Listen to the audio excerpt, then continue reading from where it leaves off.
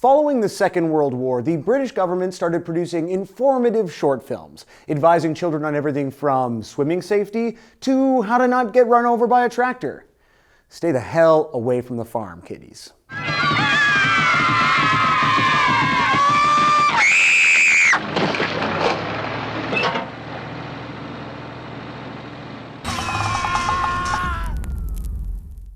The British government's Central Office of Information was clearly filled with some nasty dudes back in the day, because it is hard to imagine someone greenlighting a film like Apaches with taxpayer money.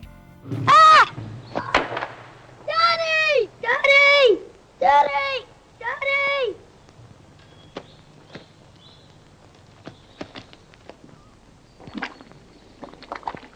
But they did. The COI produced tons of public information films. So why? Why send so many innocent children to their deaths? Like, every kid in this movie dies. Please! Someone look out! Ah! This is maybe the most famous public information film, the British equivalent of a PSA for those of you who grew up in North America like me. Here in Ontario, we had a robot telling us not to cut off our limbs, but it wasn't scary. I am Astar, a robot. I can put my arm back on. You can't, so play safe. At worst, the PSAs of my childhood were just monstrously goofy. Don't you put it in your mouth. Don't you put it in your mouth. Don't you stuff it in your face. Don't stuff it in your face. But the English are a different sick breed. I mean, any culture that prizes tea over coffee is obviously a little off, but that hardly compares to making a public safety video so gruesome that your own government bans it for 20 years.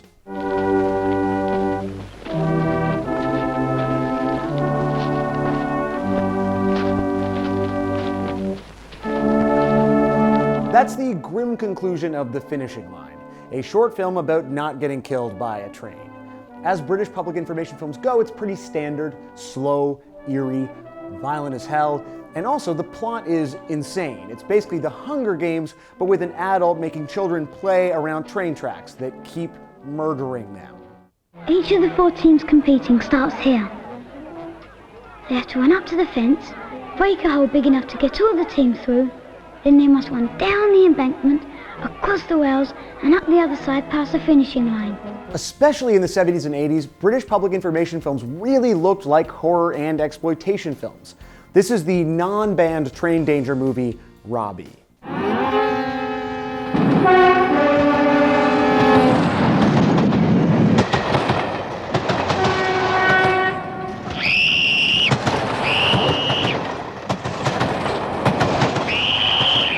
I mean, seriously, that's basically a 70s horror movie that you'd expect to see dropped into the 3 a.m. slot of Fear Fest.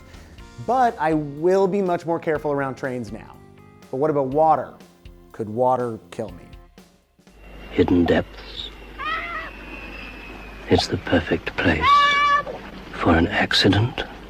Oh, look, there's someone in the water. Quick, use that big stick to get him out. Sensible children. I have no power over them. The spirit of Dark and Lonely Water is my personal favorite PIF.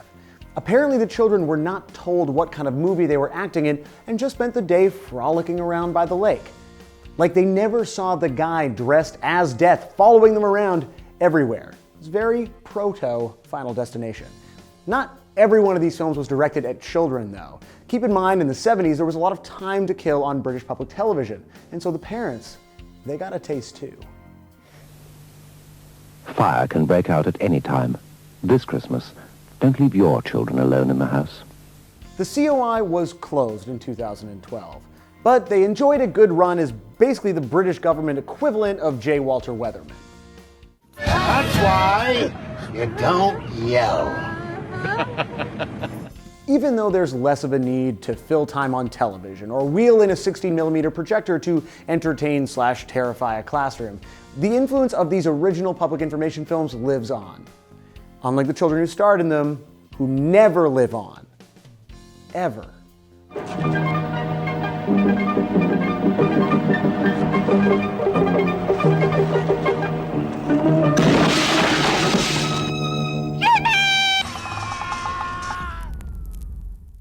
What do you think? Are British public information films extra weird and violent? Did you grow up watching these or other strange PSA type films? Let us know in the comments, and be sure to subscribe for new episodes of This Exists every week. All of those films are up on YouTube, and they're really worth watching in their entirety, especially the super long, dreamy, eerie ones like Apaches. They're very 420 friendly. Be excellent to each other.